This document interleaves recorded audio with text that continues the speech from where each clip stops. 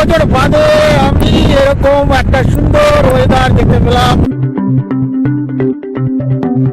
আমরা এখানে কৃষ্ণনগরের কাছাকাছি এসে টি ব্রেক করছি। এটা আমার ইম্পালস, এখানে এনফিল্ড আছে, বিক্রমের, নির্মলা স্কুটি আছে, হন্ডা শাইন আছে। আমাদের এখন ব্রেকফাস্ট চলছে। এটা হচ্ছে মোরগ্রাম, এই জায়গাটার নাম মোরগ্রাম।